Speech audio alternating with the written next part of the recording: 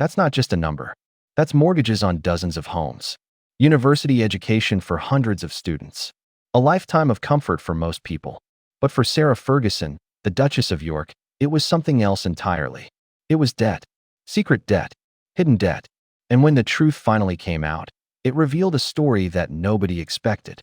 A tale of royal excess, desperate decisions, and a woman who went from fairy tale princess to financial disaster.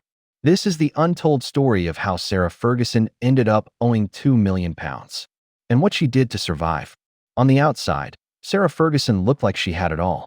She attended royal events. She wrote books. She appeared on television. She smiled for the cameras. But behind closed doors, she was drowning.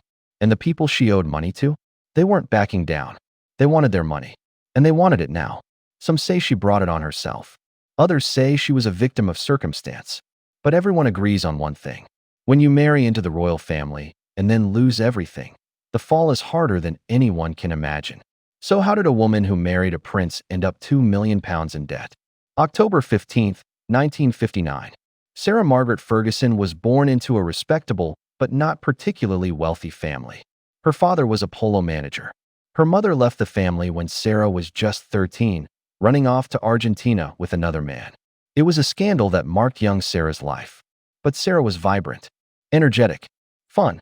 She had red hair, a big personality, and a laugh that could light up a room. Prince Andrew, second son of Queen Elizabeth II, a helicopter pilot, a war hero, and single.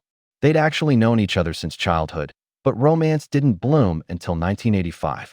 Within a year, they were engaged. July 23, 1986. Westminster Abbey.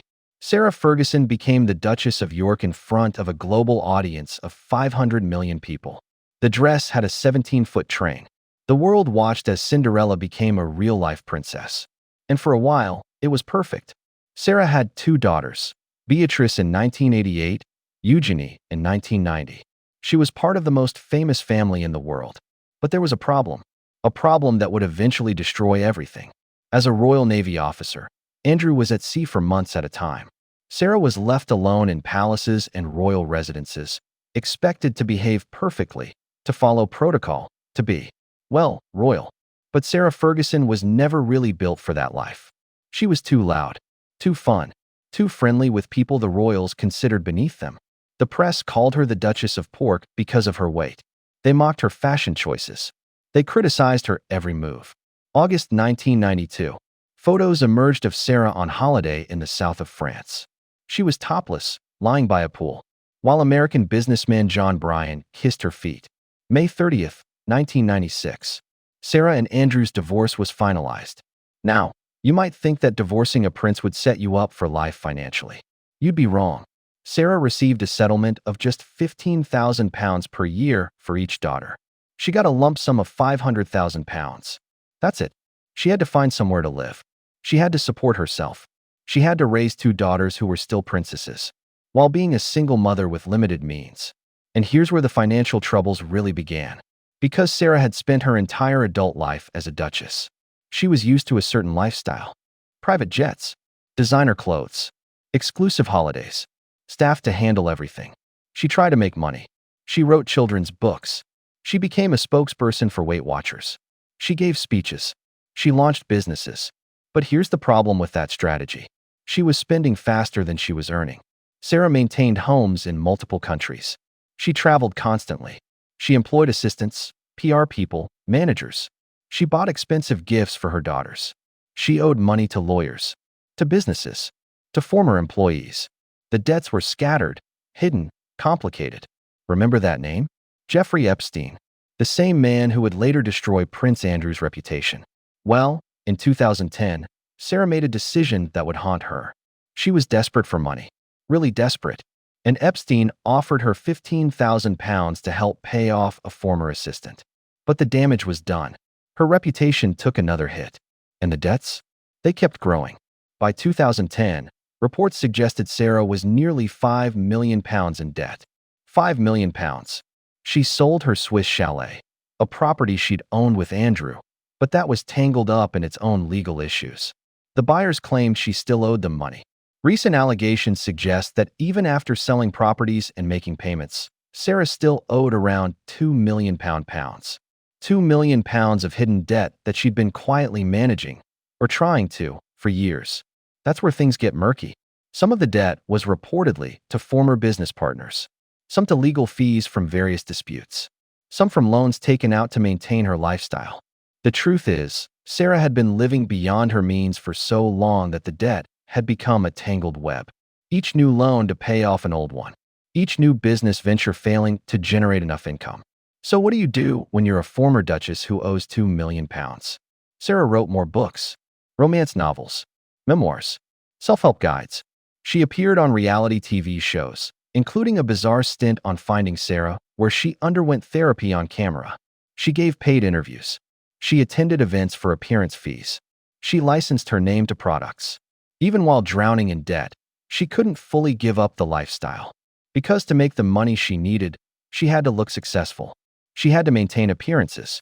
You can't get paid big money for speaking engagements if you show up looking desperate and broke. So she spent money to make money, which meant the debt never really went down. Yes, the same Andrew she divorced decades earlier. The same Andrew whose own reputation was in tatters because of the Epstein scandal. Despite their divorce, Sarah and Andrew had remained close.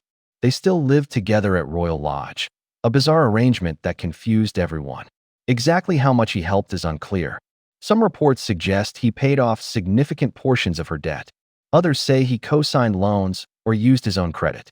Andrew himself had questionable income sources, deals with foreign businessmen, consultancy fees from controversial figures, money from sources that raised eyebrows.